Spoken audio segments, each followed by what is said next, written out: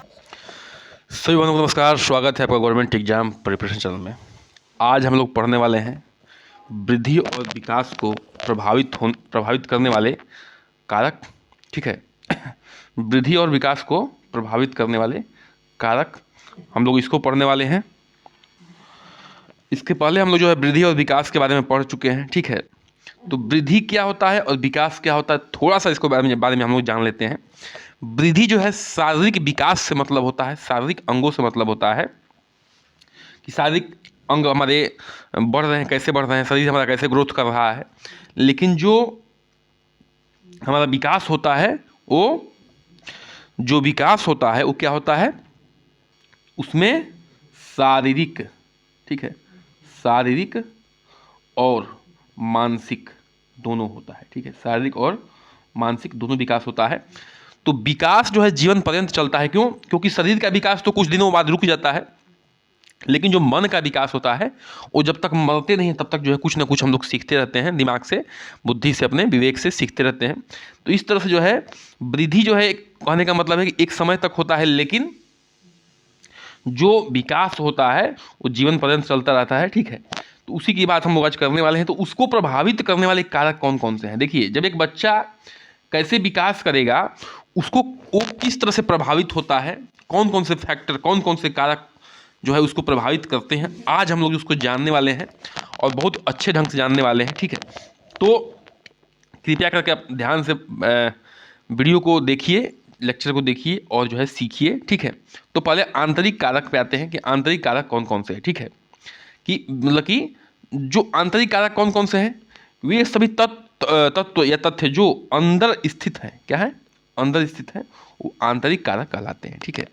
जो अंदर से आते हैं, जैसे जैसे बता रहा हूं अभी आपको, जैसे मैं कि देखिए कि अनुवांशिक कारक हो गए, जैविक या संवैधानिक कारक हो गए, जैविक कहिए या संवैधानिक कारक हो गए, बुद्धि कहिए, भावनात्मक कारक कहिए या और सामाजिक प्रकृति कहिए। ठीक है। ये हमारे आंतरिक चीज़ों से आते हैं। ये हमारे कहने का मतलब है कि आंतरिक कारक हैं जो हमारे विकास को प्रभावित करते हैं। ध्यान रखिएगा, हम लोग क्या पढ़ रहे हैं, वृद्धि और विकास को प्रभावित करने वाले कारक पढ़ रहे हैं। ये हमारे चैप्टर नंबर 15 का अभिन्न अंग है। ठीक है। जो भी हम लोग चैप्टर 15 बाल विकास के चरण एवं विकास को प्रभावित करने वाले कारक। ठीक है।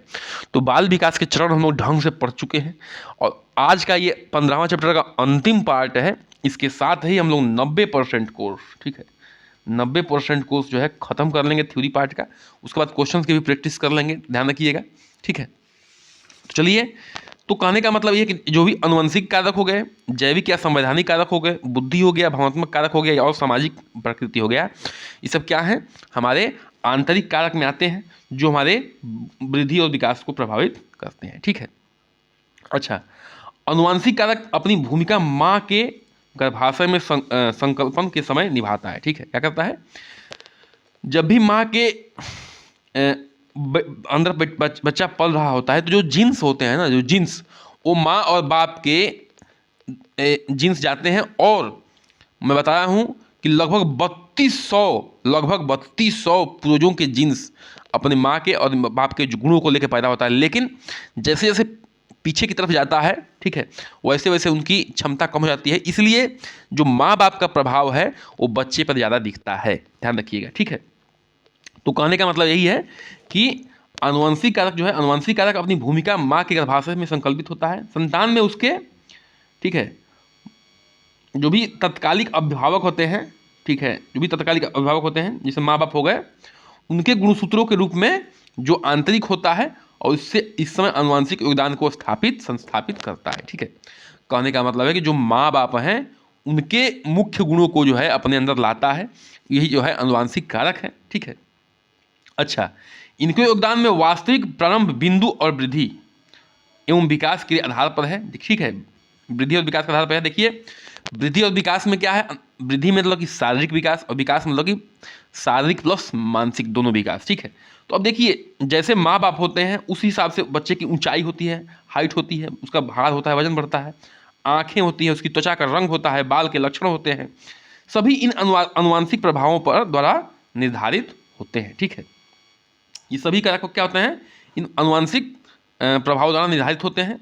शारीरिक संरचना अस्थायी प्रणाली किसी भी संवैधानिक बनावट के, संवैधानिक यानी कि जैविक बात हो रही है, जैविक बनावट के संबंध या अन्य वस्तुओं की शरीर रसायन शारीरिक विकास एक विशाल विस्तार है जो आनुवांशिक तत्व तथा द्वारा निर्धारित होती है। ठीक है, कहने का मतलब है कि जो शारीरिक बनावट है, अस्थायी प्रणाली है, ठीक है, या जैविक चीज़ें जो भी है वो बच्चा अपने माँ बाप से आनुवंशिकी रूप से, अपने दादा दादी से, अपने नाना नानी से आनुवंशिक रूप से अपने अंदर ग्रहण करता है। इस चीज़ को जान लीजिए। तो ये हम लोग आंतरिक कारण पढ़ रहे हैं जो वृद्धि और विकास में क्या करता है, हेल्प क्या कहने का मतलब है कि ये जो है मुख्य जो है रोल निभाता है।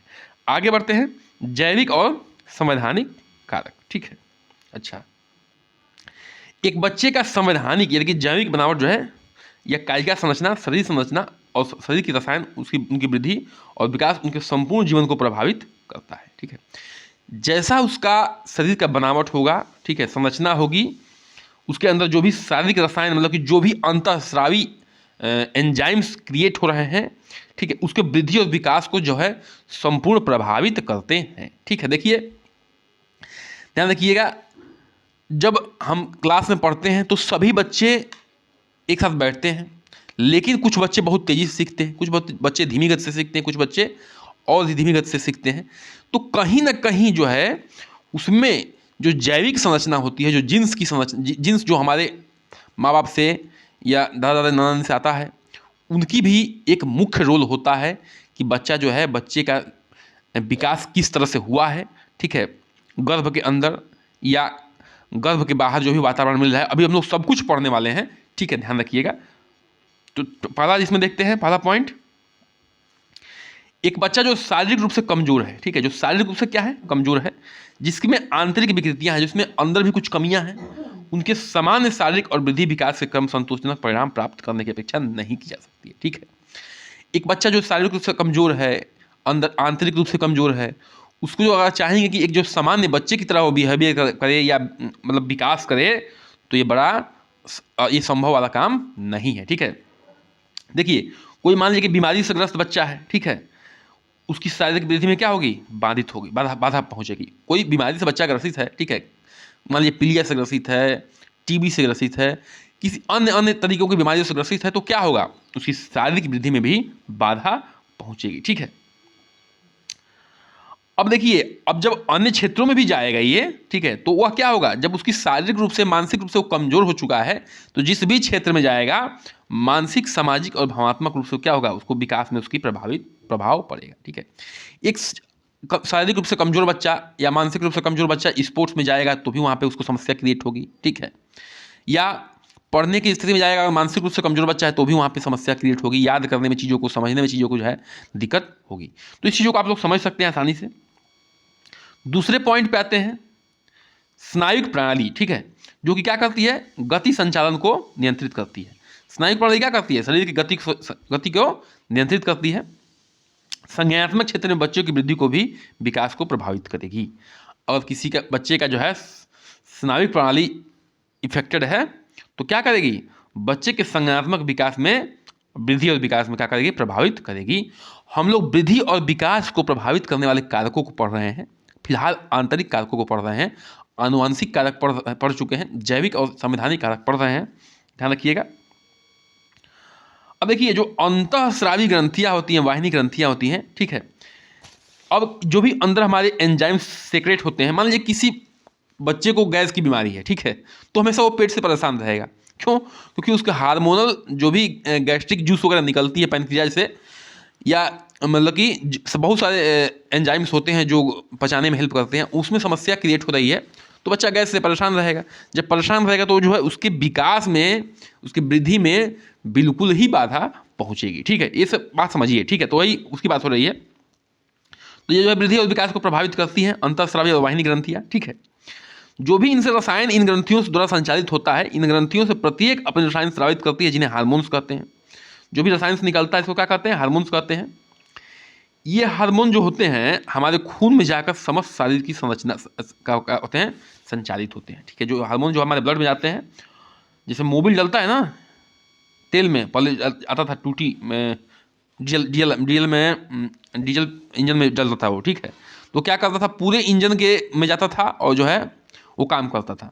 लेकिन वैसे ही ये हार्मोन्स हैं, ठीक है, हमारे ब्लड में जाते हैं, पूरे शरीर को जो है संचालित करने का काम करते हैं, ठीक है। अब ये सभी क्या करते हैं, सभी ऊतकों को प्रभावित करते हैं जिन पर शरीर प्रणाली भावनात्मक क्रियात्मक और विचार पर निर्भर रहते हैं, ठीक है।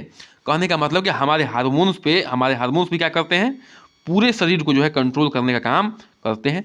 तो अगर किसी बच्चे का अंतःस्रावी ग्रंथियाँ जो है अगर गड़बड़ हैं, सही तरीके से सेक्रेशन नहीं हो रहा है, तो भी उसके विकास में और वृद्धि में क्या होगा, बाधा पहुंचेगी, ठीक है। संतुलित वृद्धि और विकास के लिए इन ग्रंथियों का सामान्य कार्य अनिवार्य है, ठीक है। संतुलित वृद्धि करने के लिए और विकास करने के लिए इन ग्रंथियों का क्या है, सामान्य कार्य अनिवार्य है। इन ग्रंथियों के अति क्रियाशीलता और अल्प क्रियाशीलता, अति क्रियाशीलता भी हो जाएगा और अल्प क्रियाशीलता भी हो जाएगा के मामले में इसके परिणाम वृद्धि और विकास में गंभीर असमानता उत्पन्न हो जाती है। जैसे इंसुलिन होता है, वो क्या करता है, शुगर को कंट्रोल करता है, ठीक है, शुगर को। तो वो इंसुलिन क्या करता है, थोड़ा सा फ़ोन आ गया था इसलिए बात करना पड़ा, ठीक है। तो इंसुलिन क्या करता है कि हमारे शरीर में बॉडी को क्या करता है, बॉडी में शुगर को कंट्रोल करता है।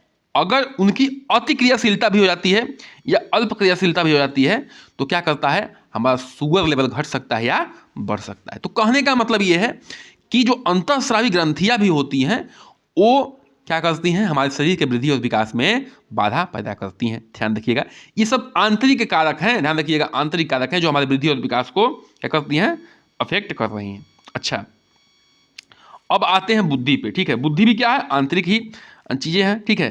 बुद्धि क्या करती है, हमारे सीखने की योग्यता को सही तरीके से किसी चीज़ को निर्णय लेने में और समायोजित करने में क्या करती है, रूप में ये बच्चों को संपूर्ण वृद्धि और विकास में सार्थक भूमिका निभाती है, ठीक है। अगर बुद्धि किसी बच्चे का सही है तो कैसे चीज़ों को सीख रहा है, सही कैसे निर्णय ले पा रहा है, अपने जीवन को कैसे एडजस्ट कर करके जो है आगे बढ़ा रहा है, ये सब जो है बुद्धि से आदमी काम करता है, ठीक है। तो कहने का मतलब ये है कि अगर सही तरीके से बुद्धि काम करती है तो इन सब चीज़ों को आराम से कर लिया जाएगा, नहीं तो क्या होगा, समस्या क्रिएट होगी, ठीक है।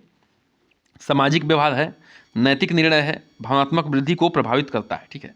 जो भी सामाजिक निर्णय है, नैतिक निर्णय है और भावनात्मक वृद्धि है, वो किस पे डिपेंड करता है, उसकी बुद्धि पर डिपेंड करता है। एक बुद्धिमान व्यक्ति, ठीक है, एक बुद्धिमान व्यक्ति जो होता है अपनी भावनाओं पर तार्किक नियंत्रण करके ही करने को कहा जाता है। इन्हें उनके व्यक्तिगत और सामाजिक सामंजस्य के साथ जारी रखने में सक्षम पाया है, ठीक है। कहने का मतलब है कि एक बुद्धिमान व्यक्ति है, क्या करता है, अपनी भावनाओं पर तार्किक नियंत्रण करने को कहा है, ठीक है, कि वो क्या करता है, अपनी भावनाओं पर तार्किक नियंत्रण करता है, ठीक है। कोई भी बात कहेगा तो क्या करेगा, उस सोच समझ के कहेगा किसी भी समाज में, ठीक है, जो बुद्धिमान आदमी है, ठीक है। और वो क्या करेगा, उस व्यक्तिगत सामंजस्य और सामाजिक सामंजस्य बना के चलता है। आगे बढ़ते हैं। इस प्रकार एक बच्चे में शारीरिक और सामाजिक, भावनात्मक, नैतिक और भाषाई विकास उसकी बुद्धि के स्तर को बहुत ही प्रभावित और नियंत्रित करता है, ठीक है। बच्चे का शारीरिक विकास हो, सामाजिक विकास हो, भावनात्मक विकास हो, नैतिक और भाषाई विकास हो, सब कुछ उसके बुद्धि के स्तर पर डिपेंड करता है, ठीक है। ध्यान रखिएगा, क्योंकि बुद्धि क्या होती है, दिमाग क्या होता है, उस शरीर का राजा होता है, वो जैसे कंट्रोल करता है शरीर को वैसे कंट्रोल होती है, ठीक है। आगे बढ़ते हैं, अगले पॉइंट पे आते हैं, भावनात्मक कारक पे आते हैं, ठीक है। एक व्यक्ति को संपूर्ण वृद्धि और विकास को प्रभावित करने में भावनात्मक कारक जैसे भावनात्मक सामंजस्यता और परिपक्वता का बड़ी भूमिका निभाते हैं, ठीक है। कि कैसे भावनात्मक रूप से कैसा है, ठीक है। जो व्यक्ति नकारात्मक भावनाओं जैसे डर से हो, क्रोध से हो, ईर्ष्या से हो, आदि से दबा हुआ है, ठीक है, नकारात्मक इन सब चीज़ों से दबा हुआ है, वो क्या कर सकता है, वो क्या करता है, उसकी शारीरिक और मानसिक और सामाजिक, नैतिक, भाषाई विकास पर क्या होता है, प्रतिकूल प्रभाव पड़ता है, ठीक है। मान लीजिए कि कोई बच्चा है बहुत ही डरा हुआ है, ठीक है, बहुत ही डरा हुआ है, उसको बचपन से डराया गया है कि अरे तुम ये मत करना, वो मत करना, वो मत करना, वो जीवन में कभी भी कोई रिस्क नहीं ले सकता है, ठीक है। क्यों, क्योंकि उसको बचपन से डराया गया है, उसके अंदर डर जो है कूट कूट के भरा हुआ है। उसको ये बताया गया कि थोड़ा भी रिस्क लोगे तो क्या होगा, तुम्हारा घाटा ही होना है, तुम जीवन में कुछ करोगे तुम्हारा घाटा ही होना है। तो इस तरह से जो है उसको डराया गया है, तो क्या वो आगे बढ़ सकता है, ठीक है। जीवन में कहते हैं ना कि रिस्क लेना बहुत जरूरी है, विवेकानंद जी कहते हैं कि जो है मेहनत करिए सही समय पर रिस्क लीजिए, तभी आप आगे बढ़ सकते हैं। रिस्क का मतलब होता है जैसे बिजनेस में रिस्क लेना हो गया, आप भी तैयारी कर रही हैं तो समय का रिस्क ले रही हैं, जीवन का रिस्क ले रही हैं कि भैया होगा कि नहीं होगा। कहने का मतलब ये है, तो जो रिस्क नहीं लेगा वो क्या कर पाएगा। तो वही बातें हैं। तो जो डरा हुआ है, ठीक है, जिसके अंदर डर है, ठीक है, और क्या है, क्रोध है, ईर्ष्या है, वो क्या कर सकता है, उस पर जो है शारीरिक, मानसिक, सामाजिक और नैतिक, भाषाई पे प्रतिकूल प्रभाव पड़ता है। यदि एक व्यक्ति अपनी भावनाओं पर तार्किक नियंत्रण नहीं कर सकता तो वह अपनी वृद्धि और विकास में निश्चित ही कष्ट पाएगा। देखिए, जैसे खुशी के माहौल में बहुत खुश हो जाना, गम के माहौल में बहुत गम हो जाना, ठीक है, जैसे पैक लगाने वाले लोग होते हैं, मौका मिला नहीं कि पैक लगा लेते हैं। क्यों? क्योंकि वो जो है चीज़ों को कंट्रोल नहीं कर पाते हैं। खुशी के माहौल में इतने खुश हो जाते हैं कि उन पर दबाव पड़ने लगता है कि भाई पैक लगाओ, नहीं तो खुशी कंट्रोल नहीं होगी, गम कंट्रोल नहीं होगा। तो कहने का मतलब है कि एक अच्छा व्यक्ति वही है, अच्छा व्यक्तित्व वही है जो खुशी के माहौल में बहुत ज़्यादा खुश नहीं है और गम के माहौल में बहुत ज़्यादा गम दुखी नहीं है, ठीक है। क्यों? क्योंकि दोनों ऐसे समय हैं कि कुछ देर बाद खत्म हो जाने वाले हैं, ठीक है। दोनों जो है आते जाते रहते हैं। आगे बढ़ते हैं, सामाजिक प्रकृति पे आते हैं, ठीक है। सामाजिक भावात्मक कारक हो चुका है, अब सामाजिक प्रकृति पे आते हैं। तो देखिए, एक व्यक्ति का समाजीकरण उसकी वृद्धि और विकास के अन्य पहलुओं में सामंजस्य और उन्नति प्राप्त करने में उसकी सहायता करती है। बच्चा जो है कैसा है, सामाजिक है कि नहीं है, वो जो है वो भी उसके डिपेंड करता है कि उसकी वृद्धि और विकास कैसे होगा। ध्यान रखिएगा, वृद्धि में सिर्फ शारीरिक विकास आता है, लेकिन विकास में शारीरिक प्लस मानसिक दोनों विकासें आती हैं। तो कहने का मतलब है कि हम दोनों विकास की बातें कर रहे हैं यहाँ पे, ध्यान रखिएगा, चाहे शारीरिक विकास हो चाहे मानसिक विकास हो, ठीक है। वह अपने वातावरण से अपनी सामाजिक प्रकृति के माध्यम से अधिक सीखता है। क्या करता है, सामाजिक प्रकृति, जो भी सामाजिक व्यक्ति होगा, जैसे नेता लोग होते हैं, वो क्या होते हैं, सामाजिक व्यक्ति होते हैं। वो बहुत ज़्यादा पढ़ते लिखते नहीं है, लेकिन उस समाज में लोगों से मिलते मिलते मिलते मिलते उनको इतना अच्छा ज्ञान हो जाता है, बातें करते करते अन्य प्रकार हर प्रकार के लोगों से वो मिलते हैं, ठीक है। तो वही बातें हो रही है कि वो अपने वातावरण से क्या करते हैं, सामाजिक प्रकृति के माध्यम से अधिक सीखता है, ठीक है, जो उसकी उचित वृद्धि और विकास के लिए क्या होता है, वरदान सिद्ध होता है, ठीक है। कहते हैं ना, अरे ये तो नेता 8वीं पढ़ा है लेकिन वो दुनिया को चला रहा है, वो देश को चला रहा है। कहने का मतलब ये है, देखिए वो क्या किया है, उसने अपने जीवन के दौरान पढ़ाई तो भले ना की हो, लेकिन ऐसे ऐसे लोगों से मिला है जिसको जो है उसको ज्ञान मिलता गया, उनसे जो है कुछ ना कुछ सीखने को मिलता गया। क्योंकि जब आप सामने वाले से बात करते हैं तो कुछ ना कुछ जरूर सीखते हैं। सीखते सीखते सीखते सीखते जो है वो जो है क्लू पकड़ लिया कि ज्ञान कहाँ है, और वही अपने भाषण में यूज करता गया और लोग जो है उसको पसंद करते गए, वो आगे बढ़ता गया, ठीक है। तो कहने का मतलब है कि लोग समाज से भी सीखते हैं। अब देखिए, हम लोग जो है वृद्धि और विकास को प्रभावित करने वाले कारक पढ़ चुके हैं। उसमें आंतरिक पढ़ रहे हैं, मतलब सॉरी, आंतरिक कारक पढ़ चुके हैं, जिसमें आनुवांशिक कारक है, जैविक कारक है, उसमें शरीर का कमजोर होना पाया जाता है, स्नायु प्रणाली अगर डिस्टर्ब हो जाती है तो भी समस्या होती है, अंतःस्रावी ग्रंथियाँ भी अगर दिक्कत होती हैं तो भी समस्या होती है, बुद्धि है वो भी सही तरीके से अगर निर्णय लेने में सक्षम नहीं है तो भी उसको परेशानी होती है, भावनात्मक रूप से कोई व्यक्ति कमजोर है तो भी जो है वो विकास और वृद्धि में उसको दिक्कत है। सामाजिक प्रकृति का है, किस प्रकृति का है जो है वो भी जो है उसके इफेक्ट करता है वृद्धि और विकास पे। तो अब हम आते हैं बाह्य कारकों पे, ठीक है, कि बाह्य कारक कौन कौन से हैं जो हमारे किस पे क्या करते हैं, वृद्धि और विकास पे प्रभाव डालते हैं, ठीक है। देखिए, एक व्यक्ति जो है उसके वातावरण स्थित कारक उसकी वृद्धि और विकास को प्रभावित करने वाले बाह्य कारक कहलाते हैं। अब यहाँ हो रही है वातावरण की बात, वहाँ आंतरिक चीज़ें हो रही थी और यहाँ वातावरण से जो भी उस पर प्रभाव पड़ता है उसको जो है बाह्य कारक कहता है, बाह्य कारक कहा जाता है। कहने का मतलब है, देखिए, एक बच्चा जब समझना शुरू कर देता है उसके तत्काल बाद ये कारक वृद्धि और विकास को प्रभावित करना अपनी भूमिका शुरू कर देते हैं, ठीक है। जब भी एक बालक की समझ प्रक्रिया शुरू हो जाती है तब ये जो वातावरण वाली क्रिया है, जो भी बाह्य क्रिया है, उसके उसकी जो समाजीकरण पे, उसके बुद्धि और विकास पे जो है प्रभाव डालना शुरू कर देते हैं, क्योंकि अब बच्चा जो है सीखना शुरू कर दिया है, ठीक है। अब इसमें निम्नलिखित जो है शामिल है, देख लीजिए क्या क्या शामिल है। माँ के गर्भाशय का वातावरण, ठीक है, माँ के गर्भाशय का वातावरण कैसा है। मान लीजिए कि जो है ये माँ है, ठीक है, ये माँ का गर्भ है, ठीक है, ये माँ है, ये माँ का गर्भ है, इसमें बच्चा पल रहा है, ये बच्चा है, ठीक है। अब इस गर्भ में माँ का पोषण कैसा है, माँ का बनावट, शरीर का बनावट कैसा है, किस कैसी जीन्स जो है वो अपने माँ बाप से लेके आई है माँ, सब कुछ जो है अपने बच्चे को देने वाली है। ध्यान रखिएगा। तो जो इस बच्चे में जो है फिलहाल जो है ये बच्चा जो पल रहा है, ये जो गर्भाशय है ये यहाँ पे वातावरण का काम कर रहा है उसके लिए, ठीक है, कि अब जो है इसको कैसा वातावरण मिल रहा है और उस तरह से जो है बच्चा अंदर डेवलप होगा, ठीक है। अब देखिए गर्भावस्था के दौरान जो है शारीरिक और मानसिक स्वास्थ्य कैसा है माँ का उस हिसाब से जो है वही बात याद करिए कि एक कुपोषित माँ सुपोषित बच्चे को जन्म नहीं दे सकती है। सीधी सी बात है कि अगर सुपोषित बच्चे को जन्म देना है तो माँ को भी सुपोषित होना पड़ेगा, ध्यान रखिएगा। आगे बढ़ते हैं। गर्भाशय एक या अधिक बच्चे को पोषित होना होगा, ठीक है। गर्भाशय में क्या होना है, अगर एक या अधिक बच्चे पोषित हो रहे हैं तो भी जो है उसकी वृद्धि और विकास पे इफेक्ट पड़ेगा। कैसे, देखिए माँ से ही मिलना है पोषण बच्चे को। अगर मान लीजिए गर्भ में 2 बच्चे हैं तो डेफिनेटली बच्चे जो है कमजोर होंगे। क्यों, क्योंकि दोनों बच्चे को पालना जो है माँ के लिए डिफिकल्ट होता है, और अगर सही तरह से पोषण नहीं मिल रहा है तो जो है एक की अपेक्षा जो है दोनों बच्चे कमजोर होने के चांस बिल्कुल बनते हैं। आगे बढ़ते हैं। गर्भाशय में भ्रूण द्वारा प्राप्त पोषण या गुणवत्ता की मात्रा। गर्भाशय के दौरान माँ को कैसा पोषण मिल रहा है वो भी बच्चे के वृद्धि और विकास पे इफेक्ट डालेगा। हानिप्रद विकिरण किरणों से भ्रूण प्रभावित होना, किसी हानिप्रद विकिरण से किरणों से भ्रूण प्रभावित हो गया है तो भी जो है बच्चे के विकास में समस्या क्रिएट हो सकती है, पैदा हो सकती है। सामान्य असामान्य प्रसव कैसा हुआ है इस पर भी डिपेंड करता है कि बच्चे का विकास कैसे होगा।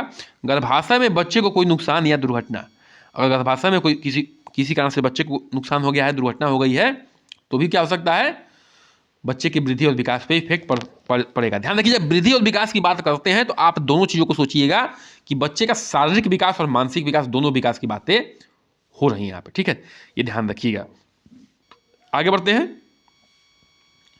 जन्म के बाद उपलब्ध वातावरण, जन्म के बाद उपलब्ध वातावरण, ठीक है। अब देखिए जन्म के बाद बच्चा जो है जब पैदा होता है तो कोई जो है सामान्य घर में पैदा होता है, कोई अपर एवरेज क्लास में पैदा होता है, कोई रिच फैमिली में पैदा होता है, कोई एकदम बिलो पॉवर्टी लाइन में पैदा होता है। सबके घर का माहौल अलग होता है। कोई बहुत ही शिक्षित घर में पैदा होता है, वो कोई जो है बहुत ही अशिक्षित घर में पैदा होता है।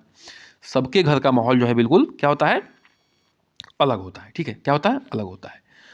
अब वही होती है कि जन्म के बाद जो भी उपलब्ध वातावरण हो रहा है उसकी बातें यहाँ पे हो रही हैं। अपने जन्म के बाद जो है वातावरण में विभिन्न स्थितियों और शक्तियों में बच्चा कुछ भी प्राप्त करता है, वो उसकी वृद्धि और विकास में भिन्न भिन्न तरीकों से प्रभावित करते हैं, ठीक है। अब देखिए जन्म के बाद अगर मान लीजिए कि कोई उसके साथ घटना दुर्घटना हो गई, कोई चोट फोट आ गया, तो भी बच्चे के जो है विकास में, ठीक है, कोई मतलब क्या होगा, कोई भी चोट आ गई तो बच्चे के विकास में क्या होगा, बाधा पैदा हो सकती है। जैसे मान लीजिए कि कोई बच्चा जो है, किसी बच्चे का स्नायु प्रणाली जो है एक दुर्घटना में क्षतिग्रस्त हो गई, तो यह उसके मानसिक विकास को बाधित करेगा और क्रमशः यह अनेक क्षेत्रों में जैसे सामाजिक, भावनात्मक, नैतिक और शारीरिक विकास को प्रभावित करेगा, ठीक है। किसी दुर्घटना में किसी बच्चे का स्नायु प्रणाली अगर खत्म हो गई तो वह जो है सामाजिक, भावनात्मक, नैतिक, शारीरिक अन्य रूप से क्या होगा, उसकी विकास में बाधा पहुंचेगी। आते हैं भौतिक वातावरण और चिकित्सकीय देखभाल, ठीक है। अब देखिए किसी बच्चे को अगर सही तरीके से चिकित्सीय देखभाल नहीं मिल रहा है, पोषण नहीं मिल रहा है, तो क्या होगा, उसके भी वृद्धि और विकास पे क्या पड़ेगा, इफेक्ट पड़ेगा, ठीक है।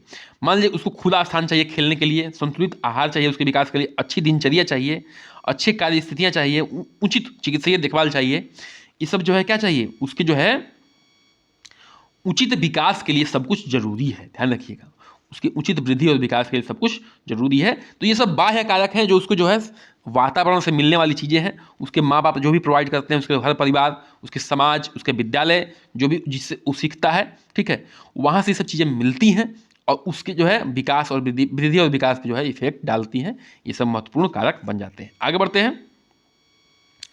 सुविधाओं की गुणवत्ता और सामाजिक सांस्कृतिक शक्तियों द्वारा प्रतर अवसर, ठीक है। एक बच्चा जो है सामाजिक और सांस्कृतिक वातावरण से अपनी शक्तियों के वृद्धि और विकास के लिए प्राप्त करता है, वह उसकी समझ के संपूर्ण विकास को प्रभावित करती है, ठीक है। सामाजिक और सांस्कृतिक वातावरण से अपनी शक्ति की वृद्धि और विकास के लिए जो भी प्राप्त करता है वह उसकी समझ के संपूर्ण विकास को प्रभावित करती है।